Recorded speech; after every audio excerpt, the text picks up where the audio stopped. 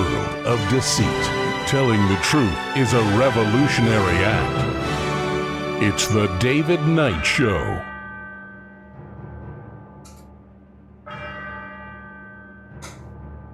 As the clock strikes 13, it's Friday, the 7th of August, year of our Lord 2026.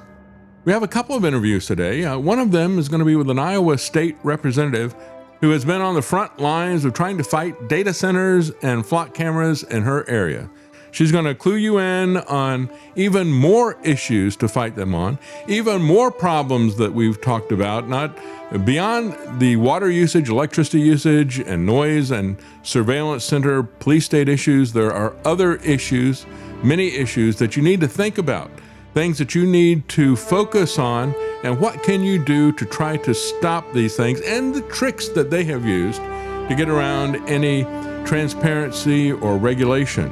We also have a lawyer who's going to be joining us to talk about free speech and lawfare issues, especially in the Comey 8647 case. What actually constitutes a threat to the president, and what actually constitutes a threat to free speech and the First Amendment. We'll be right back.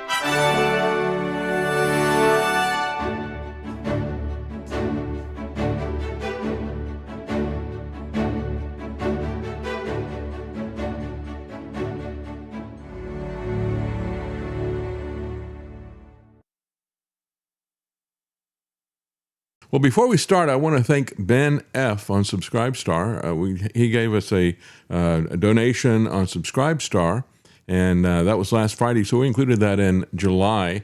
And I just wanted to, I thanked people on other platforms, on Cash App and Zelle, and people who had contributed by mail, and I did not thank the special donation. Of course, we thank all of our Subscribestar supporters, because that is a key core of our support that is there. But I want to take a look at integrity, because we just had Tucker Carlson. He had a meeting with Marjorie Taylor Greene, Thomas Massie, his brother, and some other people.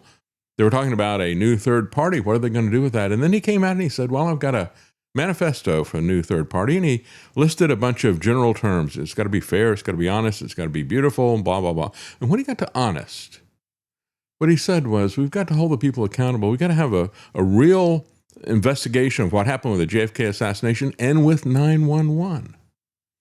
Think about that. I've played the clip over and over again. One of the reasons I have a problem with Tucker is because after 9/11, he got a person from Architects and Engineers for 9/11 Truth, and they talked. The guy came on. He had a video clip that he wanted to show of Building 7, which was not hit by a plane, still collapsing in free fall over some secondary fires that got put there, the minor fires. And of course, we haven't had any changes in the building codes, no changes in the firefighting tactics of anyone. And so what is that about? And he absolutely refused to let this guy show it. And he just sat there and mocked him. He goes, all these people want to talk about is the temperature of burning jet fuel and the melting point of steel and all the rest of the stuff. He goes, I'm so tired of all that. The guy said, well, let me talk to you about that. Let me show you the clip. And he sandbagged the guy. And so, yeah, Tucker, we need to start with you. Why don't you get honest about 9/11? Because, folks, 9/11 was the Reichstag fire for the 21st century police state that they're now putting in place. For 20 years, we created Homeland Security. We've been, the federal government has been gradually moving towards this. It was all part of the plot, even what happened during COVID, because that was started, that was gamed and war planned, and they practiced that 2 months before 9/11. All of it was tied together. So yeah, the JFK assassination, that was a long time ago, and we all know that was a major turning point, a major coup in our government. But if you want to know where we are right now, go back and look at what happened over the last 25 years. He's not doing that. But let's take a look at integrity, because integrity and honesty really is important. And I think when you look at what's going on with Trump, this reflecting pool thing just keeps metastasizing, doesn't it? And it is very reflective of his personality, and it's an ugly reflection. What do we see from this? Well, we first see Trump boasting about the pool that he's doing. We see the massive expense. We see the subsequent failure. And as part of that, we see the corruption in terms of the no-bid contract that he had. And then we see the failure And Trump projecting that failure onto other people. Does this sound like the Iran war? Yeah, it's very much like the Iran war. And then not stopping there, he not only projects failure onto other people, but he engages in lawfare. The guy who was a former Olympian canoer that they tried to set up and tried to pin all this stuff on him, said, oh, he's the guy that put a 300-foot gash in or whatever. Some other people, vandals did it. And here's our token vandal, our scapegoat. It was absolutely absurd. So absurd that even Jeanine Pirro could not keep going down this path. And so she pulled back. And so now it looks like Trump's going to fire her, perhaps. She was seen toting a big box of stuff to Trump, perhaps trying to save her job, or maybe she's just going to clean out her office. Who knows what's going to happen with all this stuff. But look, we see as a revenge, we see the anger, the punishment against anybody who opposes him, no matter how absurd the lies. And that's the key thing. They feel entitled to lie to you about everything. Just as you've got Trump out there saying that everybody wants to have a data center. No, that absolutely is not true. What we're seeing here is we're seeing another global agenda. When you look at what is happening here, we got at the state levels, a couple of different states have put out mandates to say we're going to have to protect the kids, so we're going to have to attach digital IDs to the operating systems, to certain platforms and websites, and also to devices. And we've got to know who everybody is and what they're doing on the internet so we can shut down their speech. That's the purpose of all this stuff. It's not to protect the kids. And while this is being done in California and a couple other states, and then they've just now pulled it in and introduced a bill in Washington. And of course, Marsha Blackburn is all a part of that, as well as the data centers and the flock cameras and everything else.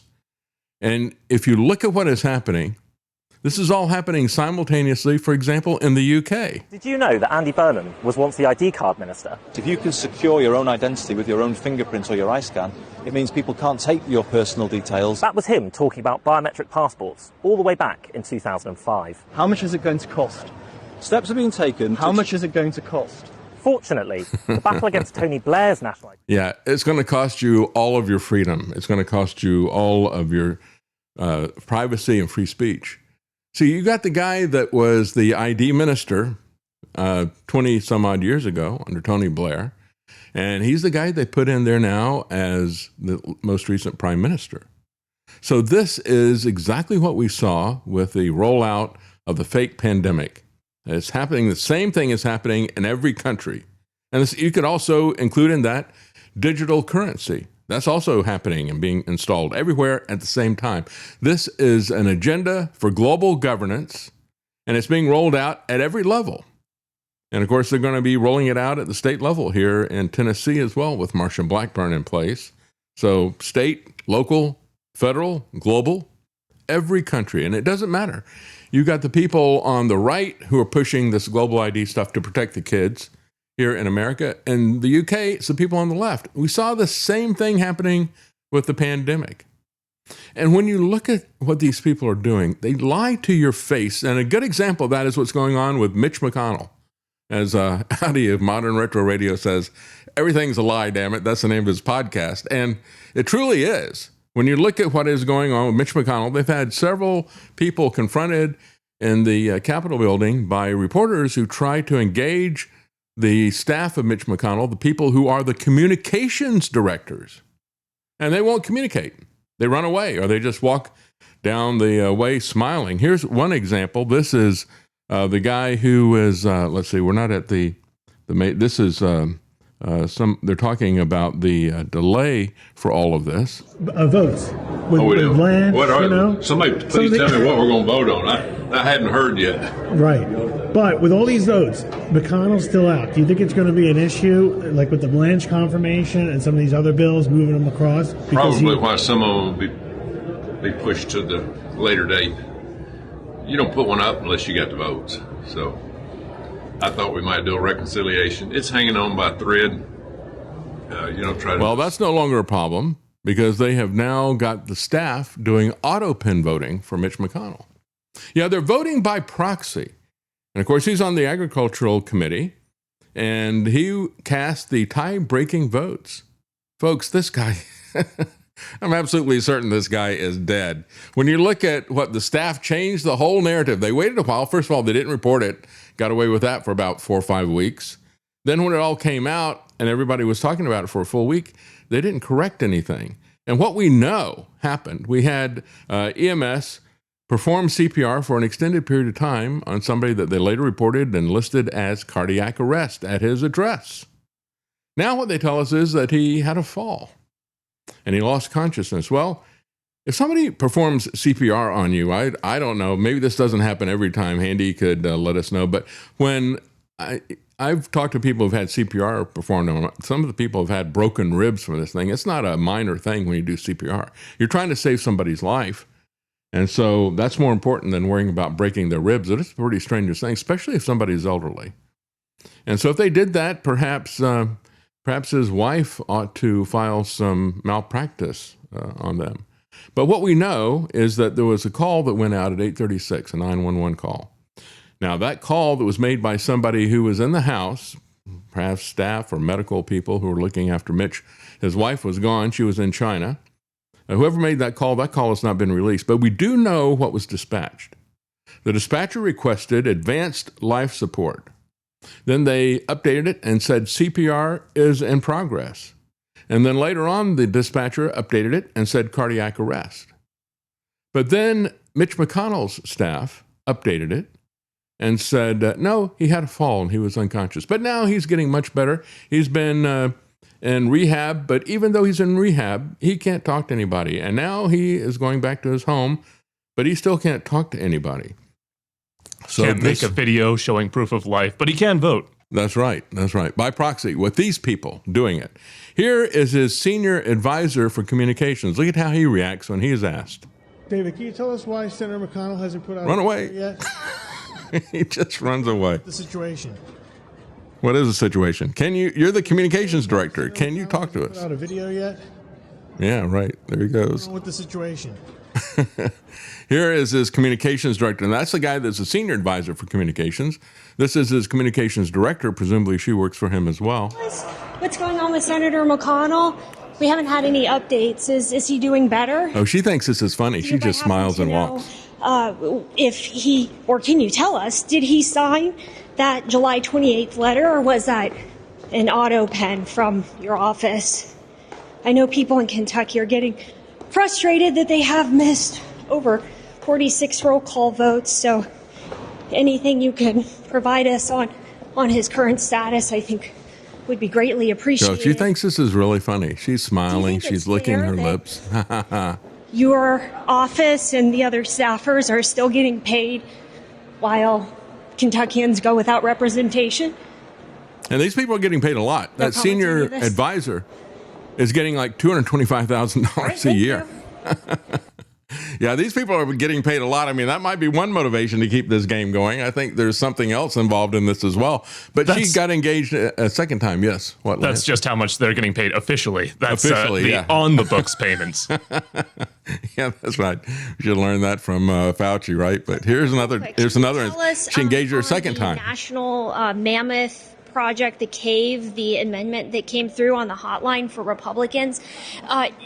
Who approved that? Did Senator Mitch McConnell approve that? Was that approved by him? Because I had a source at Capitol Hill, another Republican, that sent this to me, and they're kind of questioning how this came through if Senator Mitch McConnell is still in the hospital. Look, I don't want to upset you, but you are a communications director. And if we could just get some sort of communication from you on what's going on with Senator Mitch McConnell. If he did sign that letter, why can't he sign a resignation to give Kentucky back their representation? Can you please give us some information? Is this not a metaphor for our government director who completely? Be seeking employment outside of here. Don't you think it's of value to try to present yourself in the best foot forward and thereby giving us some information about what's going on here? Well, no. Not going to say a thing. I appreciate any response. The people in Kentucky are getting incredibly frustrated. Can you just give us something that can fix you laughing at the fact that they did not get representation, but your office is all getting paid? Give us something, please. The communications director refuses to say that the signature from Mitch McConnell was signed by Mitch McConnell. Yeah. That last video. Can you please? Can't even say that. Isn't that amazing? This is exactly what has happened to our government. We have arrogant people who don't represent us whatsoever. They represent themselves, their own selfish interests, and they're lying to your face. They won't even respond to say, yeah, that was Mitch who signed that, of course. Absolutely amazing. But then when you look at what Trump is saying about the data centers. Communities that really want the data centers. Yeah, right. And frankly, those are the smart communities because it means tremendous numbers of jobs, very little actual disruption. And the ones that don't want it, the happiest people in the world are foreign countries, number one. That's right. Happiest people in the world are foreign countries because they don't have you as president. That's absolutely right. Well, when you look at Trump, perhaps he's had his moment, and perhaps we're starting to move on from him. If not the Republican Party, then at least the voters are. He picked a candidate in the races that happened on Tuesday, and his pick in a battleground GOP House primary in Michigan's 8th district, he had endorsed a guy who got nearly $1 million in terms of, he got $717,000, I think is what the exact number was, in terms of contributions. There was another guy who was running. His name was Smith. He dropped out about 2 weeks before the election. He had only raised about $1,600, and he filed on paperwork and apologized when he wrote the note to the FEC. He said, here's my report. I couldn't get the website thing to work, so I did this on paper. He dropped out and even endorsed another candidate who was not Trump's pick. And yet he came in first place. He got more than 50% of the vote, which is pretty interesting. What that tells you is that Trump's endorsement had zero effect in this particular one. Now, Trump is out there saying, all the people are talking about the fact that my candidate was beaten by somebody who'd already dropped out of the race. He said, that's all fake news.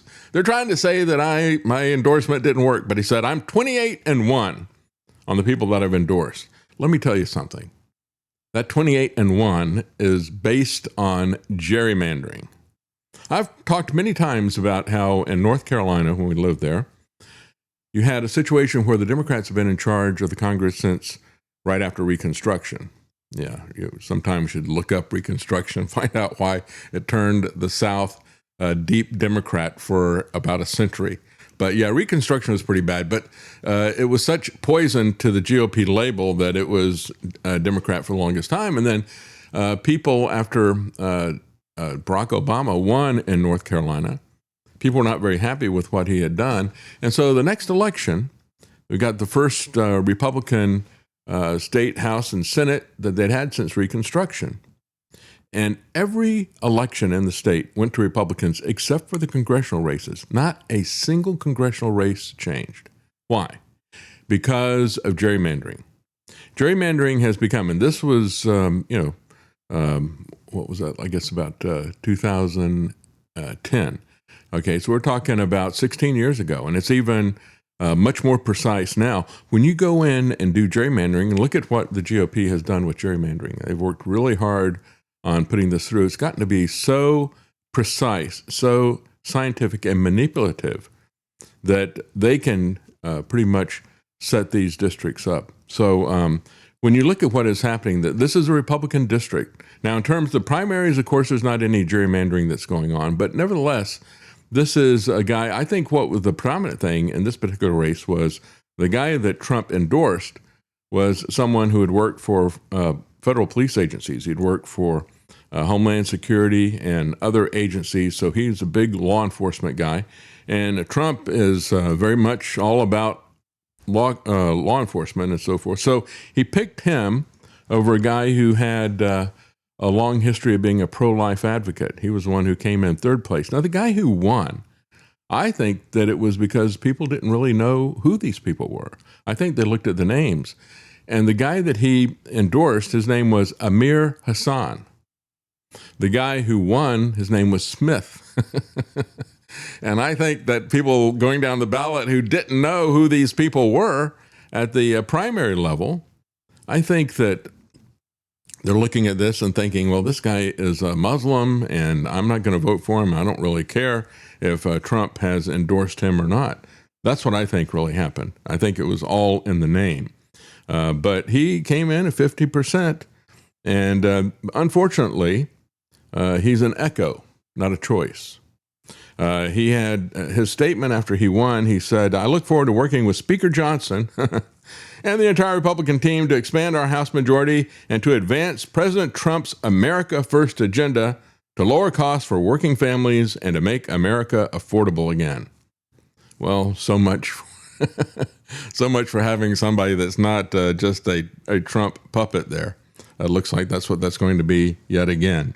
So when we look at the other elections that happened, of course, everybody is upset about what happened with Abdul El-Sayed in the Michigan U.S. Senate primary. He got the Democrat nomination. It was a very close race, so close, in fact, that on the night of the election, he didn't declare victory even though he was ahead, and that did not happen until the next day.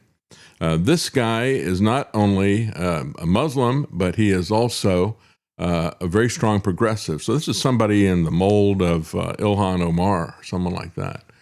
And so I think that also had something to do with Amir Hassan not winning, because this was a much higher profile race. This is for governor. And everybody was talking about him being a Muslim. And so you look at what we have here, and my take on all this is that there is a blowback against Trump, and it's a blowback against the GOP, which has now become the ZOP, the Zionist owned politicians.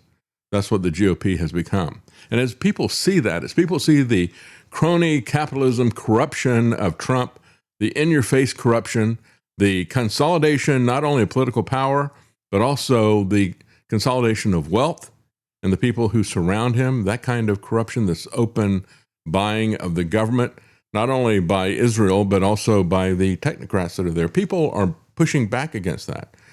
And that's going to wind up giving us a lot more Muslims and a lot more socialists and progressives, whatever they want to call themselves, or communists.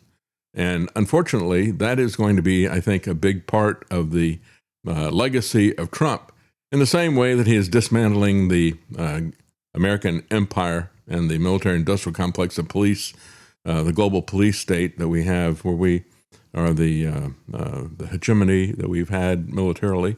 He's dismantling that everywhere. And he is also going to be pushing us into the arms of the socialists, and in many cases, Muslims, because they are the ones who are not going to be cowed down in terms of criticizing Israel. As a quick update before we take a break here and start our interviews, the incident that I reported on yesterday, where a guy goes into a Burger King and the woman is waiting on him, and she says, "Hi, how you doing? Where are you from?" And he goes, "Well, I'm from such and such a place, but I'm really from Israel." And he pulls out a Star of David and puts it out to her. And she goes, "Oh, well, free Palestine." And he got really upset. He starts, say that again. He starts videotaping her. He goes back to his car like a snowflake and said, "I don't feel safe in there." I mean, he's a big guy, right? She's a small woman. And so then she puts up her version of it. And she said, she used the F word, but it's the word that's free. We don't like that. That's a positive term. And so she said, "I didn't do anything I wasn't aggressive with him at all, but I got fired." She did a GoFundMe, and last report I saw, it was over $150,000.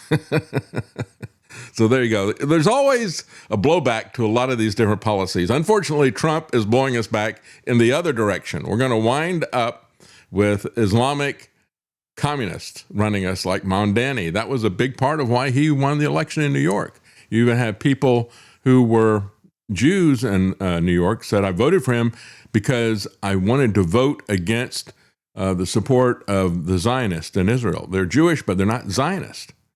And so what Trump is doing and what the ZOP is doing, the Zionist owned party that used to be called the GOP, what they are doing is pushing us into the arms of communism. We're going to take a quick break, and we'll be right back. First interview is going to be with someone who's going to talk about Trump's weaponization. When he is coming after Comey for the 8647, where are the lines drawn in the law in terms of what you can say to criticize somebody before they come after you for lawfare claiming that it is a threat. We'll be right back.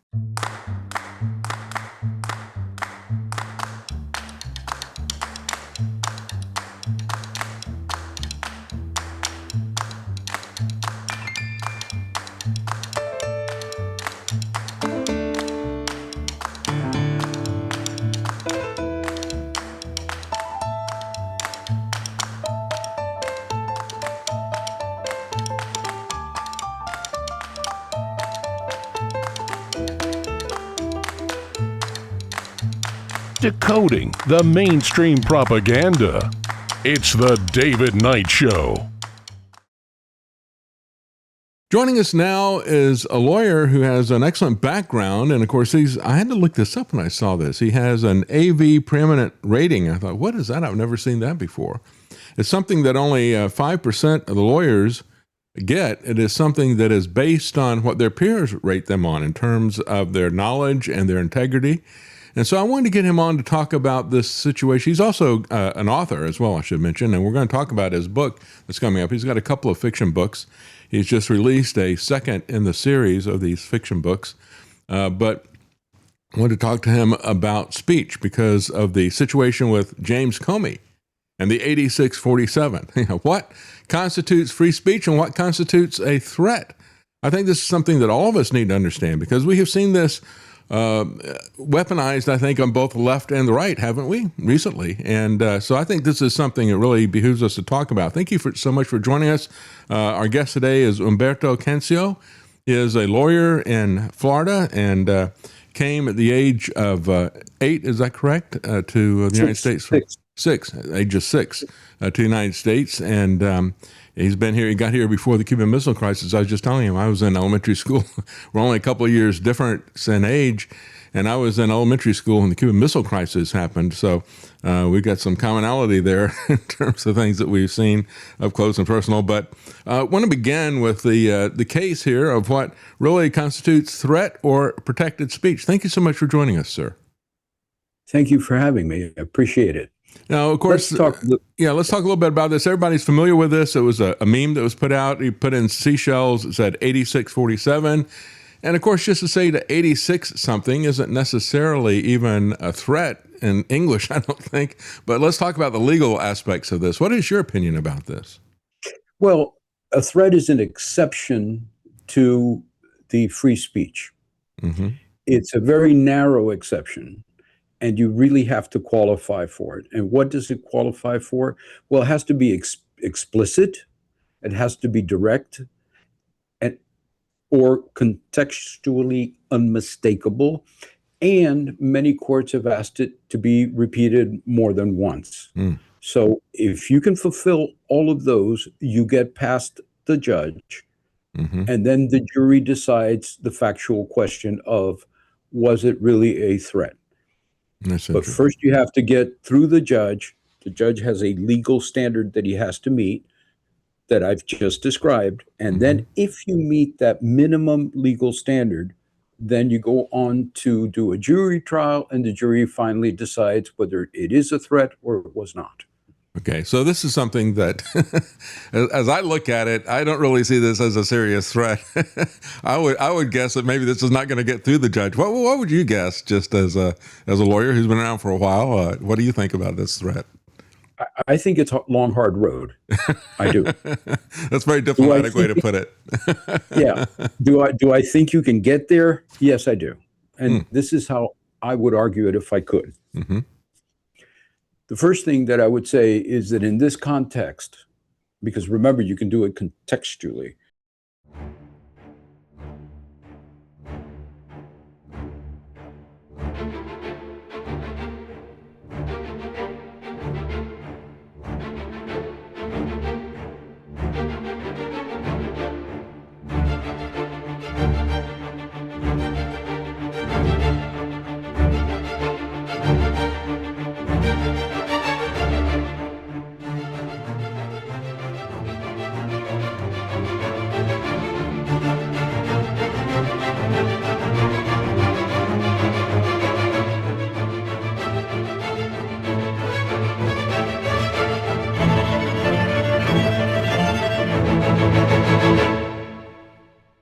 You're listening to The David Knight Show. The president had been shot at twice at this point, if I remember correctly. Mm-hmm. When did excuse me for a second, but what was the timing in terms of this and the Butler situation? How close were they? This was, well, it was post-Butler. Okay. Butler got a huge thing, and then it was quickly followed by the incident at the golf course. Mm-hmm. Mm-hmm. And then Comey comes along and says, I found these seashells by the seashore. And then it looked to me like it was 86-47. Okay. So that's the context. Yeah. And you really interpreted it in a way that seems to me is fairly explicit if you put it in the context. Now, if the president had never been shot at, I would say you have no opportunity to get past the judge. Mm-hmm. But he was shot at. Mm-hmm. He was 2 attempts on his life. Mm-hmm. In the first attempt, they actually killed somebody who was behind him, and they missed the president and killed the man behind him. Mm-hmm. So it would not be beyond reasonable doubt to believe that the 86 means kill, if you take it in that context. So as you're looking at it, I think that that's fairly explicit. Is it direct? Yes, if you believe the context and you follow the context that I just described, it is. The next thing is, have they repeated it? Well, there was one case where the man wrote to the other man threatening him about 150 times, and the court found that there was no threat. So it is a high standard, but there is a repetition in the fact that here, unlike the other cases, we had already had attempts on his life. Mm-hmm. I think that is the basic differentiating point of this case as opposed to all the others that I found. So does he have a shot at getting past the judge? Yes. But even if they get past the judge, then a jury has to decide whether it really was. In other words, the judge decides legally and the jury decides factually. So yes, the judge says this case and this exception fits, this case fits the exception. It is not free speech because of this fact, and this fact. But you, jury, have to decide now whether it was a threat. I simply decide that it was an exception to free speech. So this is the structure. It's not an easy structure. It's very difficult to get past, and I think it should be. Yes. And haven't we had situations, I think this came up when we were talking about J6, and you had people who were making statements, and a lot of people said, yeah, but that is protected speech, because even if somebody is actually there, unless there is the ability to do this or something like that, what were the determining factors?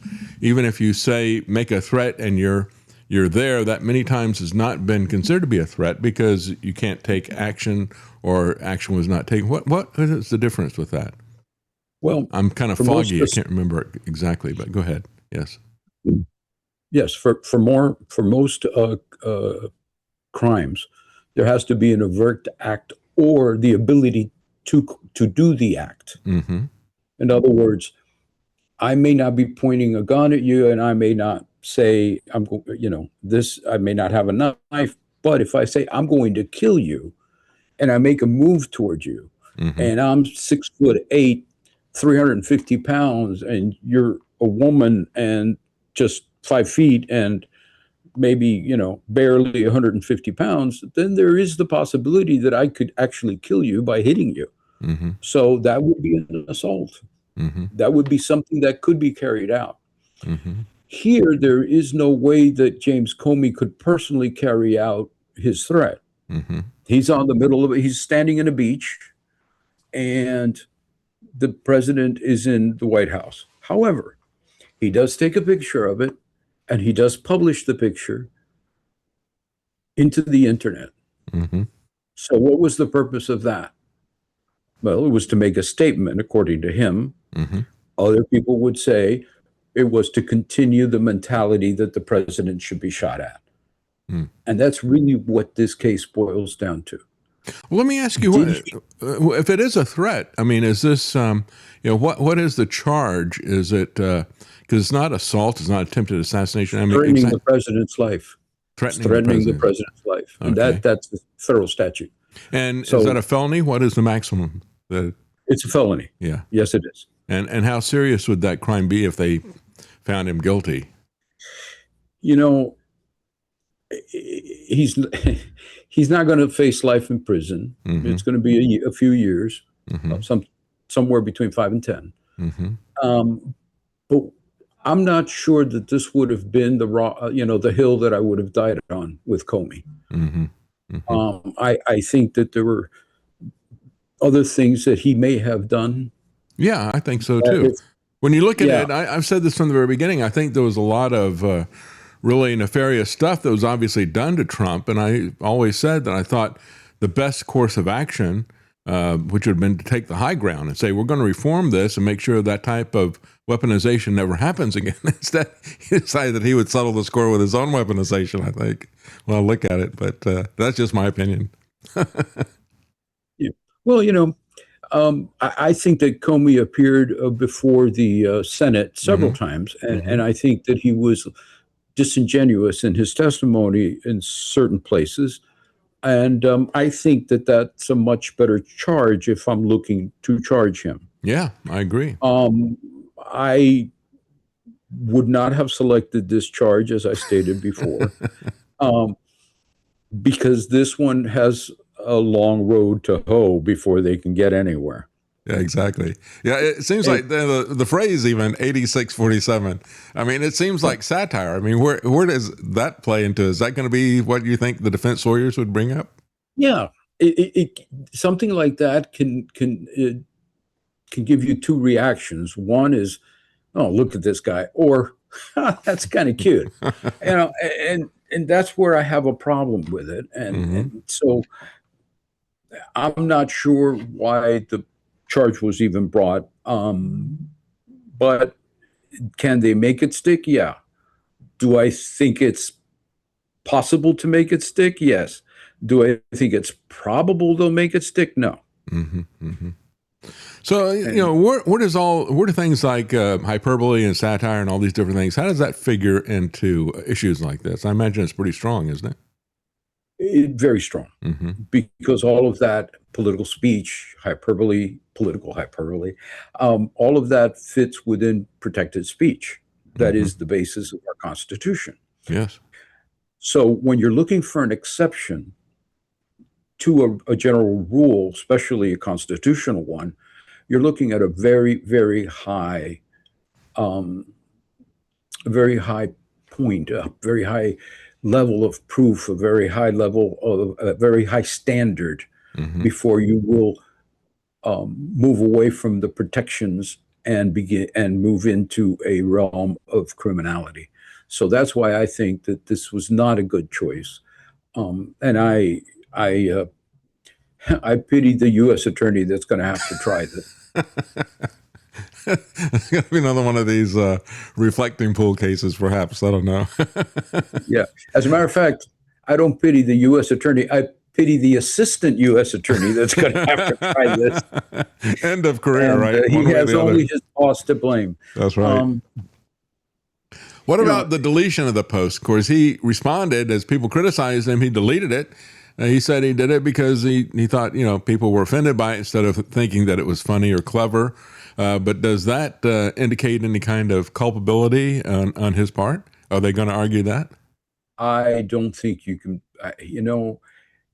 he's a very smart man.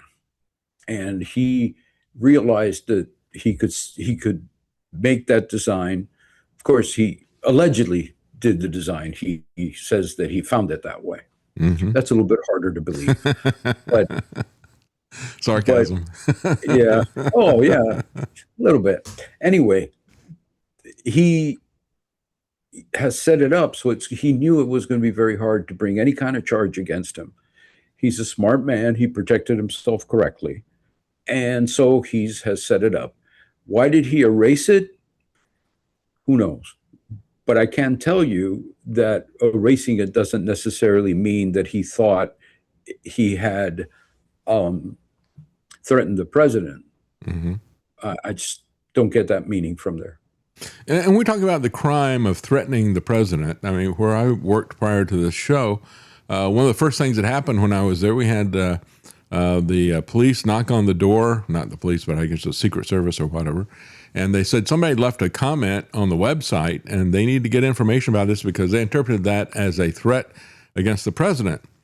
And it's like, well, I don't know that I would necessarily interpret that as a threat against the president. But the reaction was that the company decided that, hey, we're just not going to manage any of these comments anymore. We don't want to get caught in the middle of this stuff. So they farmed it all out to another source with that. Talk a little bit about that in terms of threats to the president, because that's the type of thing that can affect not just James Comey, but it can be something that if somebody is passionate about a principle or passionate in their opposition to a politician, they can get caught up in, and people don't really realize that. But that's something especially true of social media.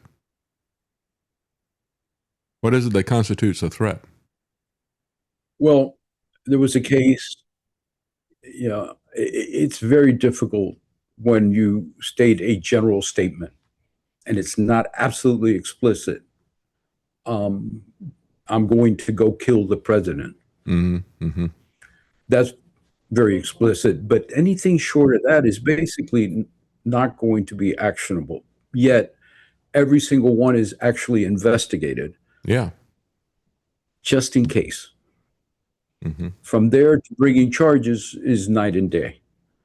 There's a case where a young man, it was during the Vietnam War, was drafted. He was against the war, but he had to go. And his comment at a protest was, the first person that I want to get in my sights, obviously, of his rifle is mm-hmm. LBJ. Mm-hmm. Now, that is a threat to the president. Mm-hmm. Is it actionable? Should he? No. As a matter of fact, it went all the way up, and the court said, no, this is not a threat. Mm. So when you get something as direct as that is, and the court says no, that says something. Mm-hmm. It's just very difficult. And let me tell you, judges from the right and the left have been in agreement with the fact that the level of proof is very high, and the level of to prove that something is explicit and it is not free speech is extremely high. Mm-hmm. So I don't believe that this is going to go forward past the judge. Well, I agree. I'm something of a free speech absolutist, and I see erosion that's happening all the time. So I would interpret it very broadly in terms of what is free speech. But I seem to be the minority. Certainly the politicians. Politicians seem to be looking constantly to see how they can restrict free speech, whether it's criticism of a president or whether it's criticism of Israel, for example. In Florida, that's now a crime, that DeSantis put in place there. So free speech is under attack everywhere, isn't it? Everywhere. And that is the basis of our society and is the basis of our freedom. Mm-hmm. Not only that aspect of the First Amendment, but the other aspect of religion and other, and association and so forth. We see that a preacher who prays in front of a clinic gets a visit from 20-odd FBI personnel and with machine guns, and gets arrested in front of his multiple children. And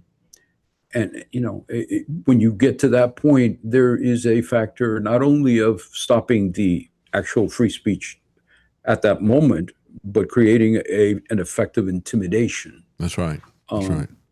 And we look at what is happening in the UK. I mean, there's one woman who, in a particular jurisdiction, she's gone to court several times, and each time the court has thrown it out. But she's been arrested multiple times by the local British police because she was praying silently in front of an abortion clinic. They walk up to her and they say, "Are you perhaps praying silently?" "Well, come with us. You're under arrest." That type of thing. That is almost comical, but it's not funny because it is really a new kind of tyranny that we haven't seen in the West for a very long time. There's a movement to squash actually free speech. That's right. And it's I don't know where it's going to stop. The let's remember, I am science, and you are going against science, and you are. That's right. That's intimidating, and especially coming from an official who is not even an official that's been elected, but rather simply appointed. And they somehow believe that they are entitled to rule people's thoughts and minds and voices and actions. So I consider the pandemic and the behavior in the pandemic a very dangerous thing. Oh, I heartily agree. Absolutely. Let's talk about this in terms of, okay, threatening the president, that's a crime. I have a lot of people who's going to investigate that. What's the difference between that and two citizens and one of them charged with threatening the other one? What is the difference in the way the law is handled in that kind of situation? Because honestly, the president gets protected a little bit more than everybody else does. And we need to understand that. And that was a decision made by the legislature of this country, because the harm to a president can be have horrendous consequences for the nation. So I have no problem with the president, with the members of the Supreme Court, with the Speaker of the House, the Vice President being protected a little bit more than others. We certainly don't have the personnel to be protecting everybody like we protect the president. So, but when we're talking about individual citizens, I mean, what kind of threshold do we see there before you would, if you get very angry with somebody online and you start saying something on social media, for example, what is it that is the threshold for, peers threatening each other? Oh, I'm sorry. Yes. Again, it has to be explicit. It has to be continuous. It has to be unmistakable, and it has to be direct. The threshold might be, if you keep on saying this, I'm going to kill you, and then they find you with a gun on the corner of the guy's job, waiting for it. That would certainly do it. Short of that, I can't see anybody being arrested for violent speak. So it's not actually a crime. There's not like a threat crime like there is for the president. There has to be something there that is. There has to be an overt act, something definitely going that way. I can't picture it being any other way. Again, the court has ruled that you don't need a specific overt act, but I don't think that a police department will actually pick you up unless there is an overt act. So I'm sorry, go ahead.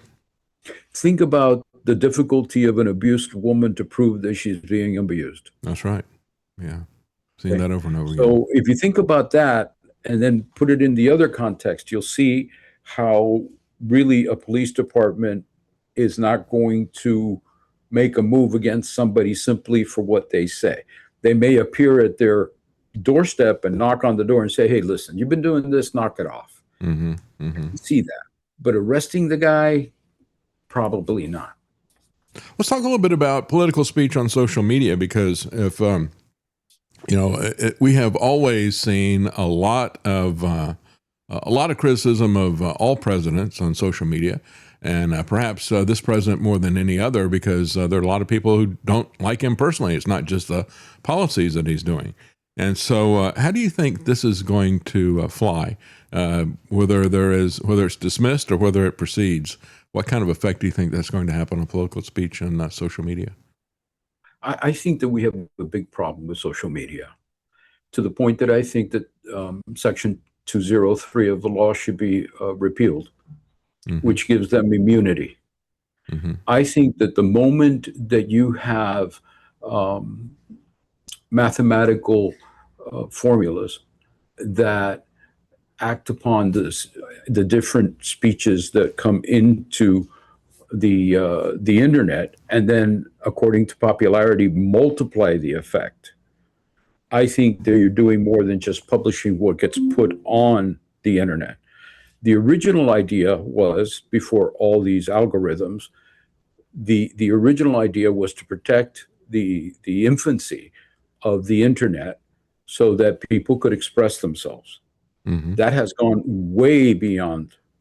And now with the algorithms, again, multiplying popular points of view, the companies are actually expressing themselves. And so they are no longer a neutral party, simply permitting anything to be put on their screens. They are an active party because of their algorithms. Well, I would agree with that from the censorship side. I mean, I've had situations because I was pushing back against the pandemic, as well as other things that were not popular with the social media people. We got singled for cancellation in various ways by these people. And when we go back and look at it, I can see the fingerprints of government. And later on, we did see the documents released from X saying that the government was really behind this, and they were using corporations to do that. But certainly there is a bias whether they allow or promote a particular type of speech, or whether they cancel or shadow ban that type of speech. So they are actually involved in that. And I think in terms of, let me just see what you think about this. My take on it, when I look at it as a journalist, for example, I don't think there is such a thing as objective journalism. And the argument I make is with Matt Drudge. Matt Drudge doesn't write content. Matt Drudge just simply puts up the headlines from various people that he thinks are interesting. And he moved from the right. He moved from being basically a conservative libertarian and supporting President Trump to being very much against Trump and moving to the left and really supporting Democrats and their agenda. So he saw that happen. But all of that happened without him doing anything other than just deciding what he was going to talk about. And I would argue that our own personal biases are always evident in terms of what we talk about, what we think are important. And it's not even really gets to the point of what's said in the article, but what we think is important. And so I've always been of the opinion that I prefer to get somebody who's going to give me their strong opinion, make it clear that it's opinion, and tell me why they think this or why they think that, rather than pretending that there's some neutral observer who doesn't really have a dog in the fight, because everybody really does have a dog in the fight to some degree or the other. And so I see it working that way, and I look at it as kind of a digital public square, where we've had a Supreme Court decision a long time ago, which unfortunately I think is basically disregarded now. It was about a public square, and it was Marsh versus Alabama in 1946. And what they said was, even though the public square was privately owned, it was like a corporate town. They said when they stopped a person who was handing out religious tracts, the Supreme Court said, even if the public square is privately owned, you can't censor speech. And I always looked at that and said, well, I think that really applies to social media. We had Jack Dorsey say several times in congressional hearings that he thought that social media was the digital public square. And so I guess that's my question is, how do we patrol this? And should we patrol this? Because, yes, we have people who have a point of view. And when you have people who have a point of view, you're going to have people that you disagree with. And you're always going to have people who are really you strongly disagree with, who might be extremely hateful, that are out there. But you can't really purge those people in terms of censorship. If you're going to have free speech, you have to allow that and allow the debate against that type of speech. What do you think about that? Well, I think, again, going back to what we were speaking about before, is that as long as the public square doesn't take their point of view and enhance one of the arguments, I have no problem with the public square concept. But the reality is that that's not what's going on the internet. The public square is very much enhancing one point of view or another for their own interest. I agree. Yeah. They do it commercially, Mhm. and they do it not commercially.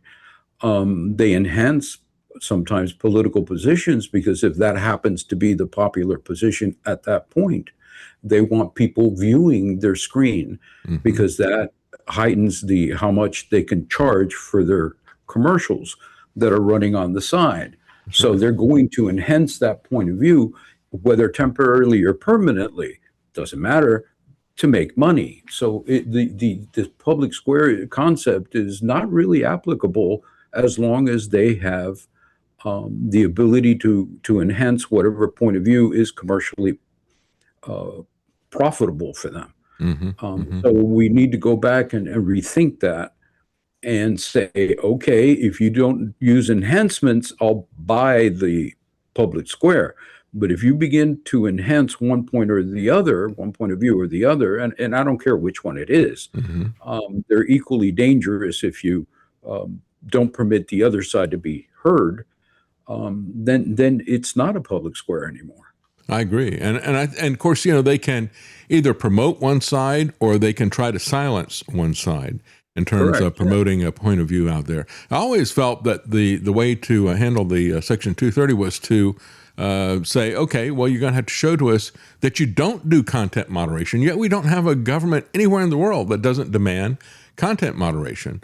I mean, for it to be a real public square, there would be zero content moderation, and you would have to prove that there's zero content moderation. Correct. And that you're not using all these, but they have to use in order for them to be commercially viable, they have to use it. So you have to start from the point of view of you are not the public square, therefore you are open to suits for libel, for wrongful death, and for everything else as a consequence of your publication. You are no longer a public square, you are a publisher. And as such, you are just as liable as the New York Times or any other publication. And that's what I think we need to do. And maybe that will help getting back into line.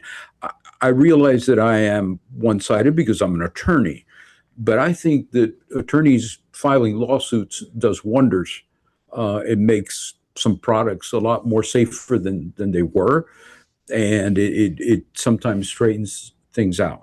That's right. So it is necessary sometimes.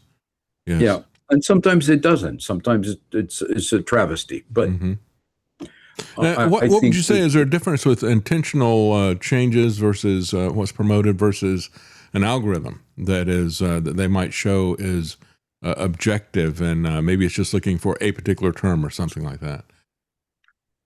And it's been my experience that algorithms are inherently not subjective.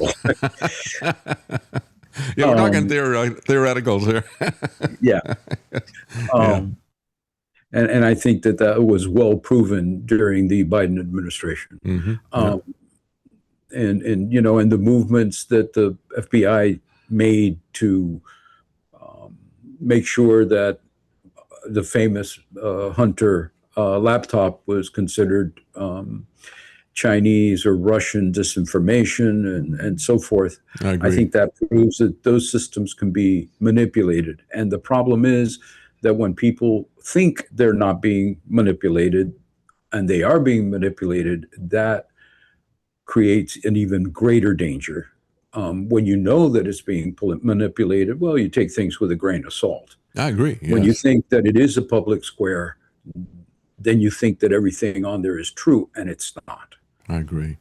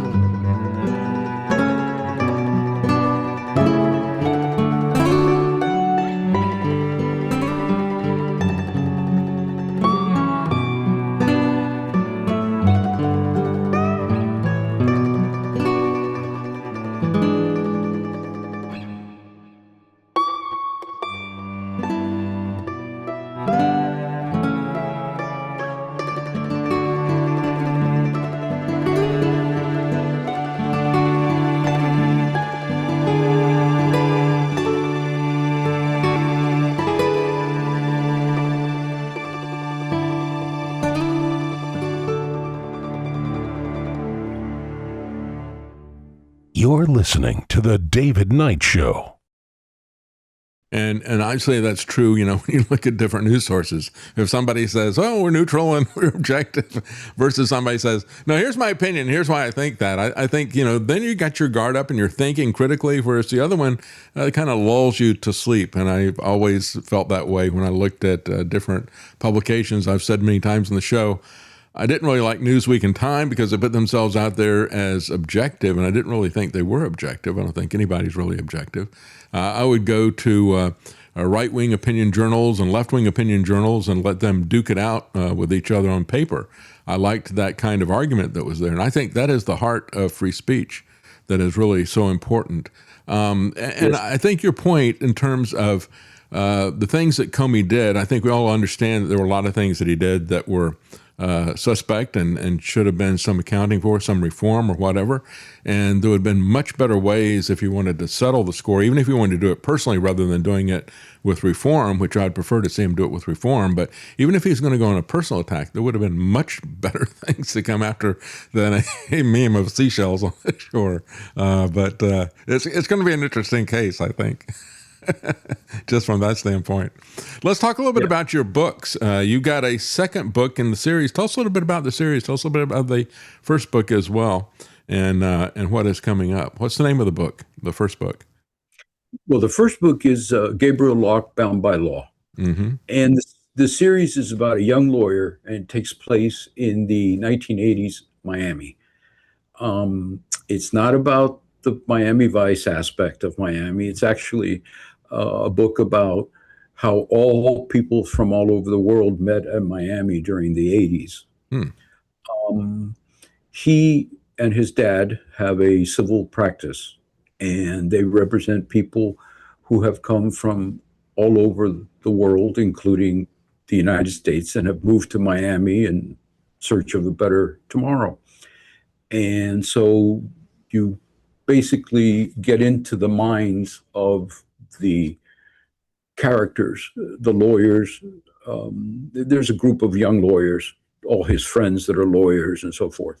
And you can see how they do cases. We wanted to emulate a real law firm.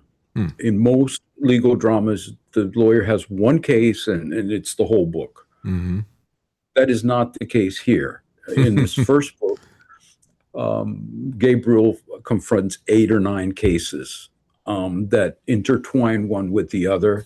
They're not connected, but they are connected to him and the fact that this is his first year as a civil lawyer. He used to work for the prosecutor's office, has a difference with the office in how to as to how to try a case or how to represent the state in a particular criminal case, and he decides he's given the option to resign, and he resigns and walks away. He goes to practice with his dad. The dad is a prominent lawyer in Miami. He was a single practitioner, and he joins his dad. So he begins to practice, and he begins to learn what it is for a lawyer to have a relationship with a client, and how the client looks at the lawyer for protection and for guidance, and how the lawyer has to think, and the loyalties involved, and how the difference between justice and truth and representing your client's point of view, and how things don't always coincide. And so we take you through that. I mean, I've been in the practice now for 47, going on 48 years, and it has given me a background to be able to write this. I thank God for my son, who's a better writer than I am, quite frankly. I've lived through the experiences, but he's been able to put it into English as opposed to legalese. It's kind of like Rose Wilder Lane and the Little House on the Prairie thing, right? The mother went through all the experiences, but the daughter wrote the stories out there and put them together. It was a compelling story. And when I listen to you talk about this, I'm thinking about AI and how AI is being touted as, they're going to take over everything. They're going to take over lawyers and everything. And I'm listening to you and how this is a web of interconnected human relationships that are here, when you're talking about all this kind of stuff. I mean, what do you think about AI and law? Well, I have a funny story to tell you. I have a client who is very well versed on AI, and he calls me, and I know that before he called me, he ran it through AI. So I know he's already got an opinion on the other side. And I love testing myself against it. I think it's tremendous. AI at this stage is a wonderful compiler of information. It can gather information faster than I could believe. And they'll put together a little report on the information that it gathered. But AI doesn't think. You prompt it to think. That's right. So unless you have the experience to ask the correct question, you're going to get an answer that is deficient. And that's something very important for people to learn. And I think even from the standpoint of the facts, we've had a couple of high-profile cases. I can't remember off the top of my head the details of it, but I remember that these people came up with a legal brief, and in terms of let's let it do some research for the facts, it hallucinated some case facts, and that made its way into the legal brief, and the judge was quite upset with that. They had quoted cases that never existed, and these guys got into serious career-level issues with that. Yes, as a matter of fact, there was a lawyer in Florida that lost his license because that happened to him. Yeah. And it's sad, but it's true. So you have to spend almost as much time fact-checking the AI as you would to try to go find the legal citations to start with, right? Yes, because the problem is they tell you, make AI your friend. So always ask please and always say thank you and all of this. The way it's been programmed is for it to be your friend. So AI says, well, you're really going to lose this case unless there's a case that says this. And if there isn't one, there's been the occasion when they make it up. Now you walk into court and the judge looks at you and says, Mr. So-and-so, I've read this brief with great curiosity because I've never heard of this case. I looked it up and it doesn't exist. You won't tell me where that case came from? And then you start swallowing very quickly and you start sweating. And so, yeah, you have to be very careful with the AI. I do worry about one aspect, and it's this. AI can do a lot of when you're a young lawyer and you go into a bigger firm, a lot of your job is to put together things for the lawyers with a little bit more experience because they start you with the bottom rung. What's the bottom rung? Well, you organize the evidence, you put it in order, you do the research, you find out what the case law is. And the problem is that the experienced lawyer can give some instructions to the AI and the AI will do it for you. So you're cutting off the lower rung of people getting into it, right? So if you cut off the lower rung, where are these young people going to get the experience? That's right. That's right. So what happens to the guys at the top? Yeah, exactly. Where do we get these experienced guys at the top if we can't get any people to learn at the bottom level and come up through that? Yeah.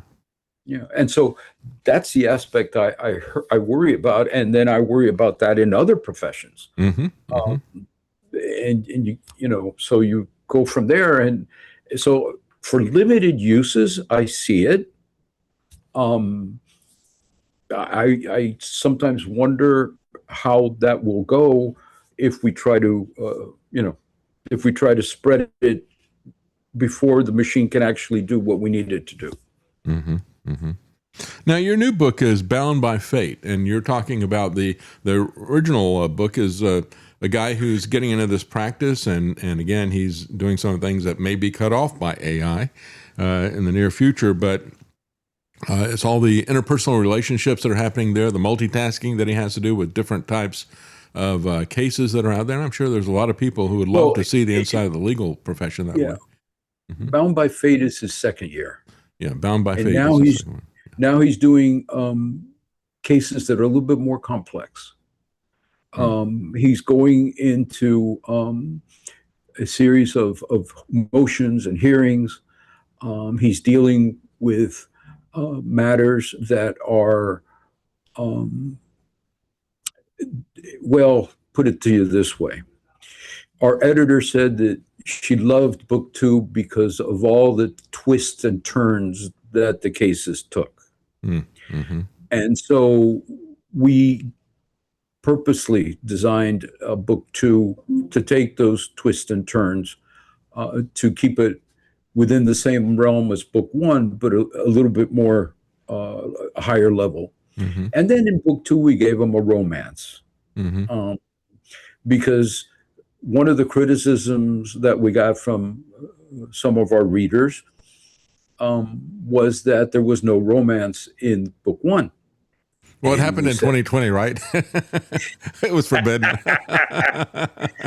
And we told them, listen, we wanted to get you to know Gabriel and his buddies as lawyers first. Mm-hmm. And now we're showing them as human beings mm-hmm. with a full life. And so book 2 takes on the balance between life and work, and between relationships and work, and it concentrates in that area a little bit, while it gives you these intriguing cases. So it sounds fascinating. Yeah, it sounds fascinating. Has it been released yet? Both are on both Amazon as well as Barnes and Noble and Books A Million. They're you get on the internet, order it, and you'll have it at your house within a couple of days. That's great. Book 3 will be out next year, and that again is a new adventure. He will be traveling to Europe as well as New York on a big case, and things will become even more complicated.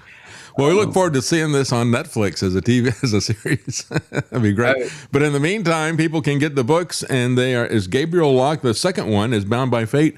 What is the subtitle of the first one? Gabriel Locke and Bound by Law. Bound by Law. Okay, so Bound by Law and Bound by Fate, Gabriel Locke, and the author that we're speaking to is Umberto Cancio. Yes, thank you so much. It was fascinating talking to you, and I think everybody loves a great mystery, and of course that is always the situation in these cases, whether you look at it from the perspective of a detective or you look at it from the perspective of a lawyer. And it sounds like you've really got the human relationships down. That's an important part of the book, and of course that is the ultimate thing that we don't want to lose, that we're trying to fight in terms of artificial intelligence, trying to take that away from us. So it sounds like a very interesting series. I'll have to look that up. Thank you so much for joining us and telling us about that. Thank you for having me. Thank you very much. Thank you. Have a good day. Appreciate it. You too. Bye-bye. Bye-bye.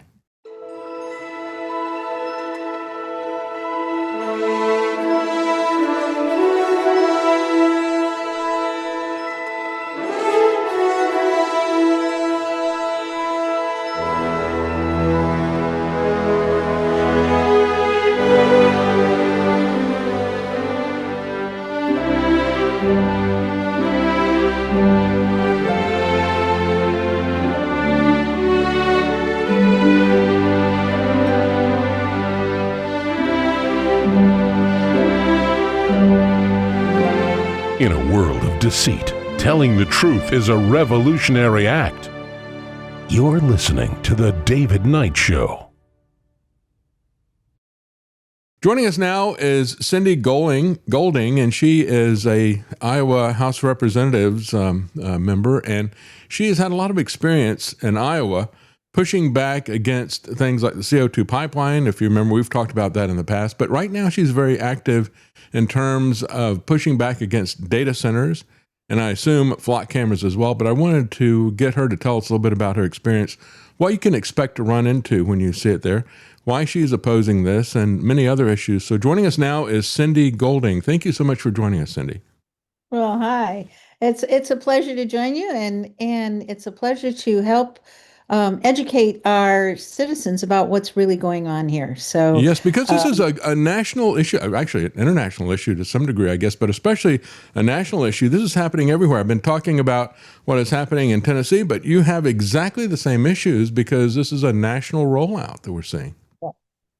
So I represent rural Linn County. Now, just to give you a perspective, my county is the second largest county in the state of Iowa for population.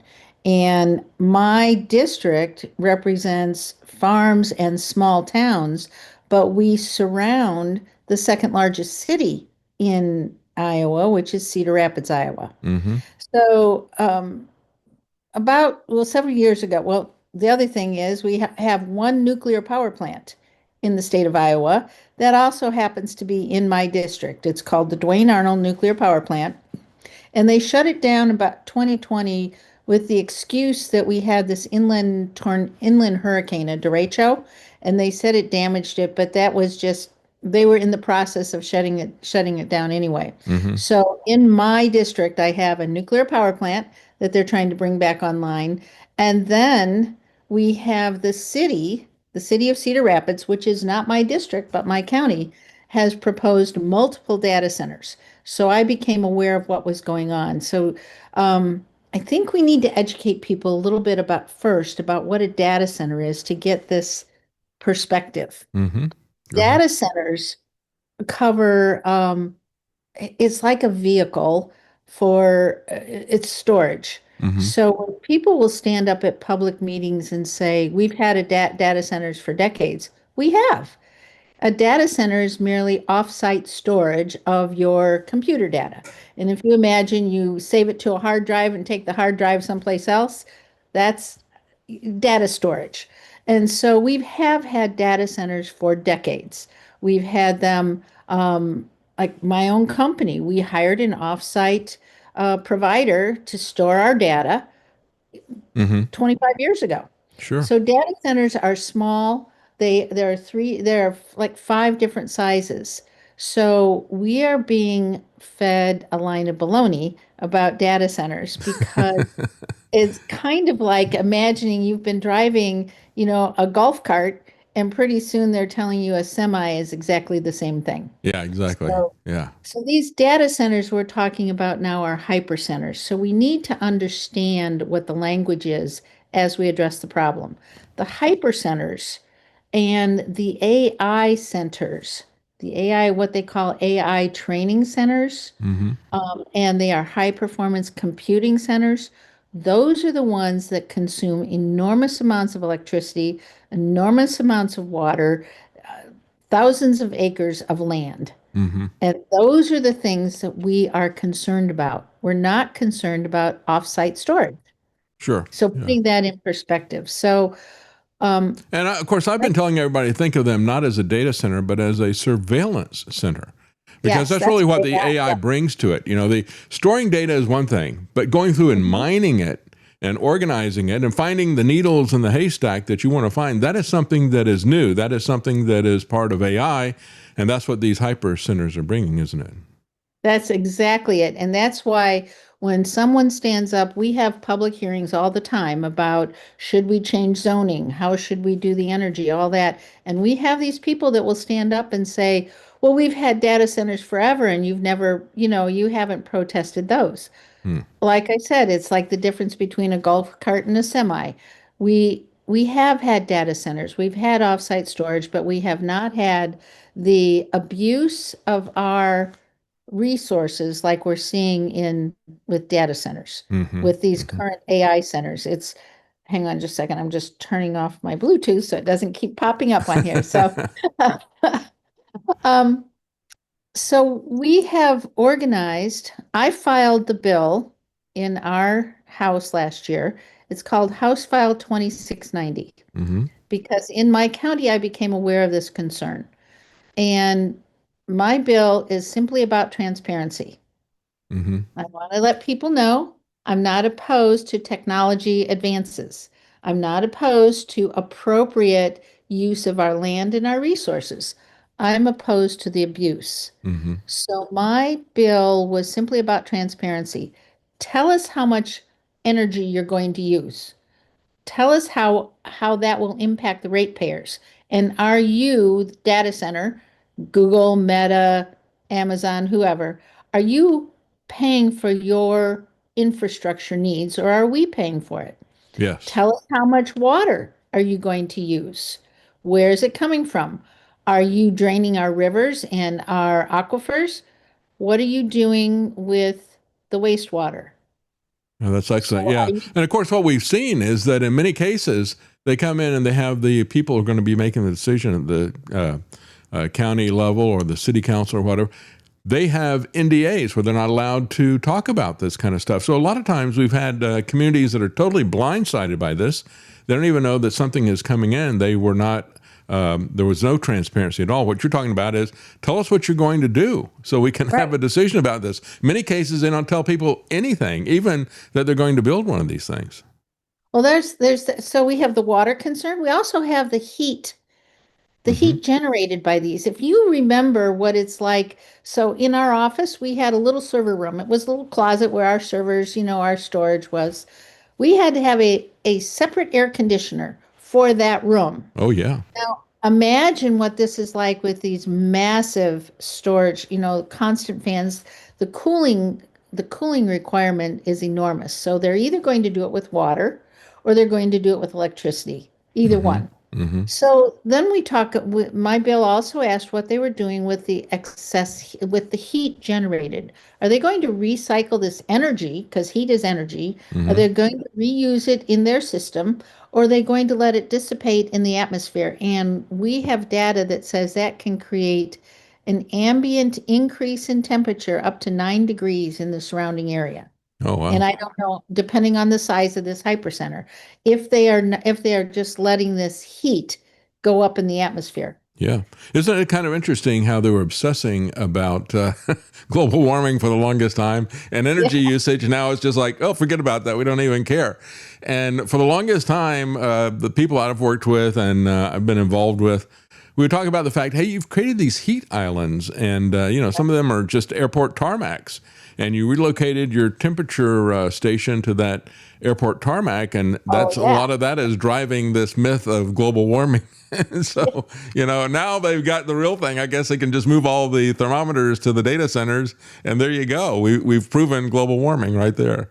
Yeah, so my bill didn't require any specific setbacks. It didn't require there was no constriction of where you can build, how you build, what you do, where you take your water. It was simply transparency.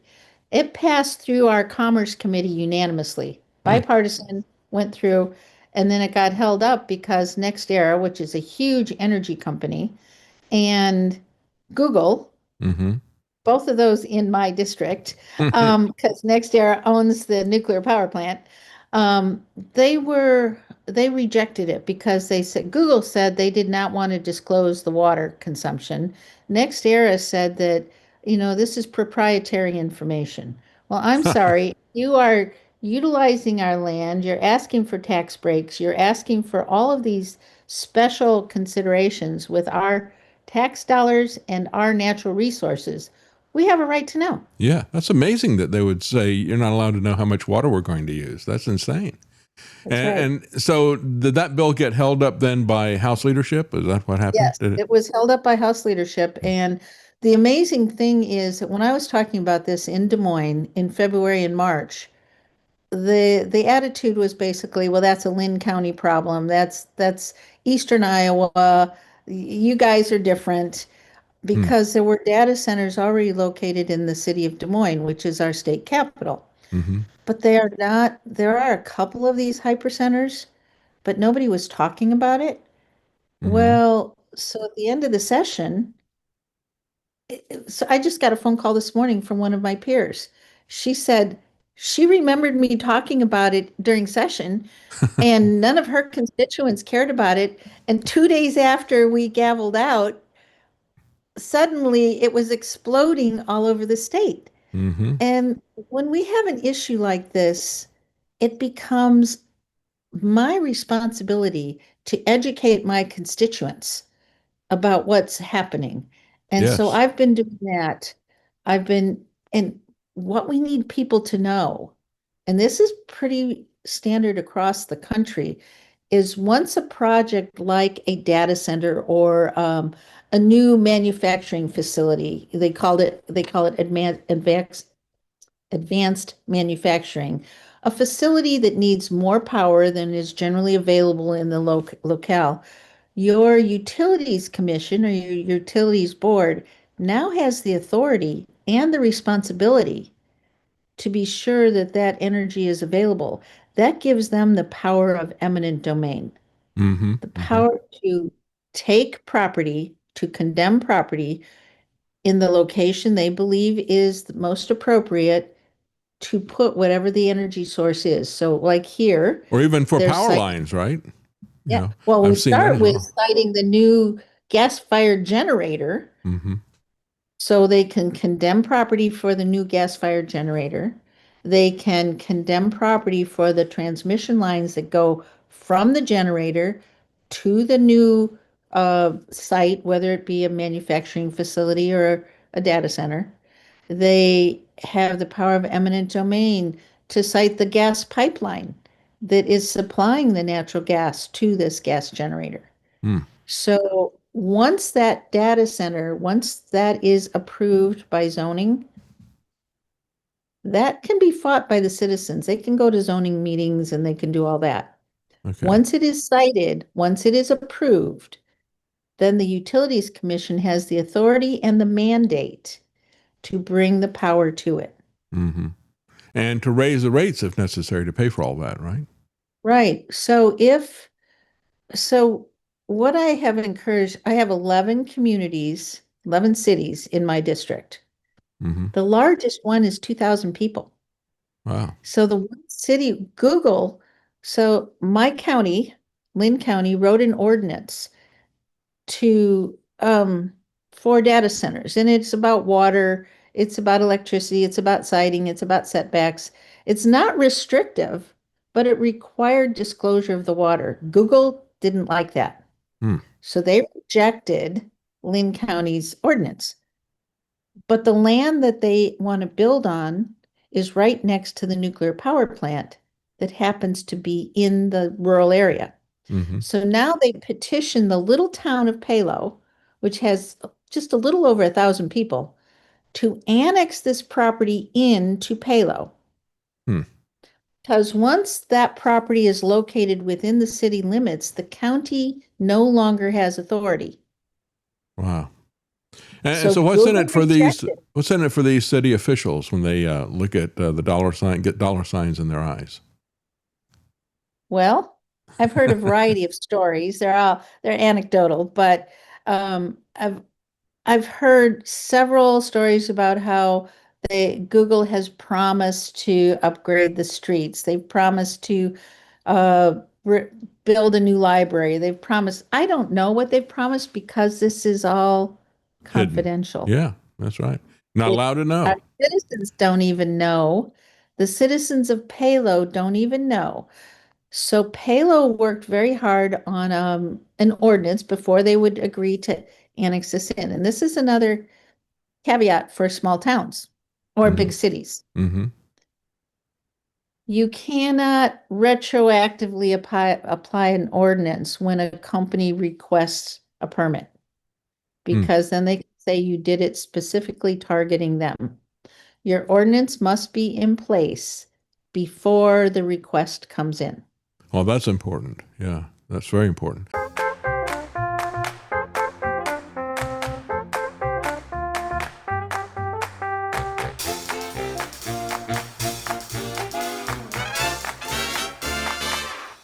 Using free speech to free minds.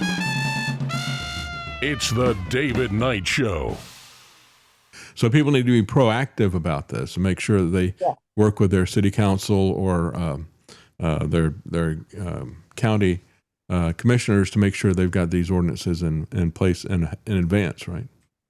Right, because if they annex the land in and don't have an ordinance in place, and then so they annex in 600 acres, and the landowner says, I want to annex my property in for a housing development.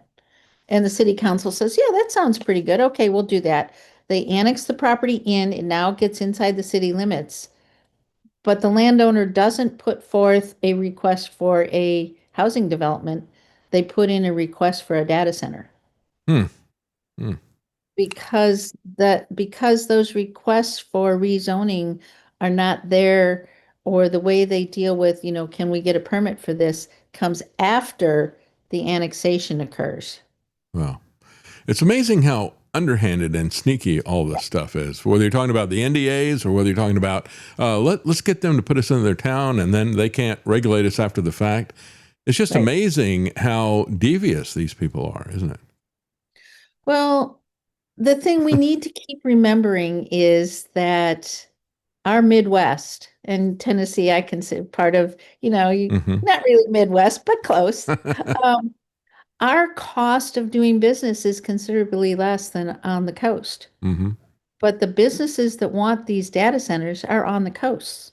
Yeah. So they come and they are abusing our communities. They are actually extracting our natural resources. Yeah. It really is predatory. And it's like a colonization. It is. We're being colonized by the billionaires in Silicon Valley, I guess, is the way you could look at this. It's kind of a neo-colonialism, but it is. Yeah. What other things have you found that are people need to be on the lookout for, or other gotchas that you have found in this process? Well, so there's a promise about all the jobs they're going to bring, all the revenue they bring, and all of that. And we have to stop and look back at what drives this. And I liken it to education, and we needed to increase our graduation rates.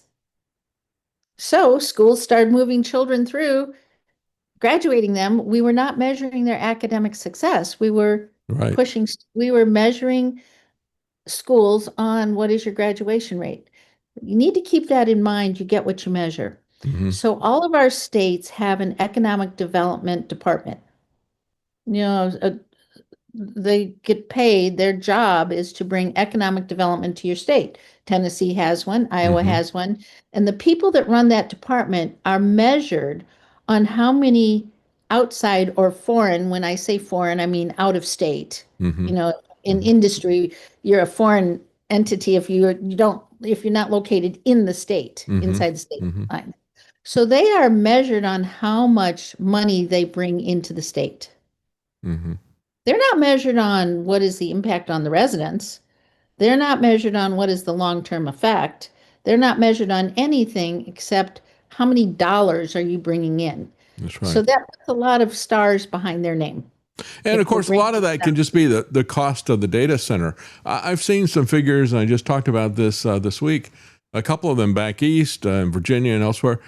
They say, well, we're going to create jobs. Well, if you look at how few permanent jobs there are, and you look at how much has been put in terms of state money to incentivize this, you're spending about $13 million in one case and $11 million in another per job to get things in. On the long term. Yeah, on the long term, yeah. So again, looking at how people get measured. In Lynn County, there's about 8,000 new people from outside of our state who came in to build this. Wow. Now, if you look at our workforce development, that their job is to reduce unemployment, to create jobs. So if you have, I'm going to use the number 100,000 unemployed Iowans over our workforce. Now you bring all of these people in, we still have 100,000 unemployed Iowans, but our workforce is now 8,000 bigger. So because those people are reported on our workforce numbers, so the percentage goes down. Yeah. So you look at the numbers so when we look at what is being measured here, that is part of what's driving it. And we have the unique situation that the union bosses want this, and the corporations want this, and the people don't. So the unions are driving the Democrat Party. The corporations are driving leadership on our side. And that puts the rest of us in the middle. And we're all together in this, and this cuts across, as you point out, the people don't want this. And there is a massive bipartisan move. This is, rarely do you see a real hot button issue, and this is a hot button issue. You got people who are going to jail all the time because they're pushing back against Flock or the data centers or whatever. People are really angry, and justifiably so. And it doesn't matter whether they're Democrat or Republican, left or right. Everybody sees these problems. There are immediate problems in terms of water, electricity, noise, things like that. But the long-term problems, a lot of people see that as well. It's harder to get people to see what the long-term threat is. But a lot of people are starting to see that as well. That's why when I look at this, the games that are being played by the people who have the levers of power, whether it's the unions or the corporations or the government, local or federal, they're playing all these different games out there, keeping it quiet, keeping it secret until they can get this put in place. And we've got to blow the whistle on this stuff. The other thing I find very disheartening is some of the local officials that push these things through and then quit their job, which is many times a volunteer position, a city council member. We had a county supervisor who approved thousands and thousands of acres of solar panels on prime farm ground, quit his job, and took a job with the energy company that he just approved all this. We had that decades ago with a mayor who approved condemnation of farm ground for a new factory, and 6 months later took a job as a vice president of that corporation. So people need to know who their elected officials are and really watch them. You got to know who you elect. And of course, we've been seeing that for a long time, the revolving door between regulators and industry in so many different ways in Washington. But of course, people need to understand that happens at the state and local level as well in a big way. And I guess really, what do we do about that? Do we have a law that says that you can't, can't go to work for the people that you were regulating at some point? That's really kind of hard to do when you get to the local level because it's so broad. Well, and you can't regulate morality either. You cannot, I don't care how much you legislate, you cannot legislate morality. But I want to point out a couple other things. This is how I'm bringing my community around to see that this isn't just happening down there on the southwest side of our county. So the number of people who have moved into Linn County has created a problem with apartments. So they have consumed every apartment, every Airbnb, every hotel room. So even as far south, so Linn County sits next to Johnson County, where our university hospitals are. Families who are coming to see their children in the hospital, to stay at the local hotel, there are no hotel rooms because these data center employees have overwhelmed our local communities. The landfill. You never think of the waste problem. So the landfill here was scheduled. We did some modifications and some recycling and some other things that encouraged residents to really be conservative. So we expanded our landfill life out to 2039 with what we had done over several years, even considering the floods in derecho, which has a lot of waste. We had it expanded out to 2039. The latest review, because of all of the debris from these data center construction and all these people, it has reduced the life of the landfill to 2032. Wow. Because incredible. you had what was it, like 2,000 people you said, and now we've got 8,000 that have come in? Yeah. Something like that. Yeah. Yeah. Well, we're the second largest county in the state. So we have a couple 100,000 in our county. Oh, okay. But when you bring these people in for temporary, and they say temporary a year or two, 8,000 new people that are working here and their families and all that. So you look at the employment numbers, you look at all that, and they're saying, wow, look at the wear and tear on the roads. Yeah. You have this constant construction going on. It's not like we just built a new big factory for Sub-Zero here in Cedar Rapids. Big manufacturing facility. I went to their ribbon cutting. They are not putting the pressure on our community, and they are providing long-term high-wage jobs. Several hundred long-term high-wage jobs. That's Sub-Zero. They make refrigerators and dishwashers and stuff. So it's a manufacturing facility providing something for people. The data center is, I don't know how many times bigger than that manufacturing facility, and it's going to employ a handful of people. Mm-hmm. Mm-hmm. So you got 8,000 people come in, and there's this tremendous storm of activity, this boom, and people are trying to adjust to that. You have issues about the road, the landfill, and housing and other things like that. But there's nothing that you can really do to adjust to that because they're all going to be going pretty soon. So the housing thing is a temporary problem, but of course you're going to have to do something about the landfill and the roads, and that's going to be on the people who lived there before and who are going to still be there, even though there's not going to be any real new jobs coming into the area. That's right. And the other thing that I started talking about last at a forum I was at yesterday is Iowans need to decide, or Tennesseans need to decide, what do you want your state to look like 20 years from now? Because we know the advances in technology, and I want you to think back of in the 70s, we had IBM mainframes. Industry went, everybody had an IBM mainframe. Well, then Apple came along with the Apple IIe, the little desktop, but industry stayed with IBM because they had so much invested in the infrastructure for the IBM mainframes. And Apple came along, and then we get Macs and we get all kinds of other desktops. But it took 20 years to get that to be standard in industry. Then think about phones. We had, landlines. We had we had AT&T. Then we have iPhones. And how quickly that moved much faster into the new technology than the IBM, than the mainframes to desktops, to laptops. So the speed of technology advancing is faster and faster and faster. I know that we already have data compression available. So how soon are these data centers going to be obsolete? Exactly. When you look at China, when you look at China, they're coming up.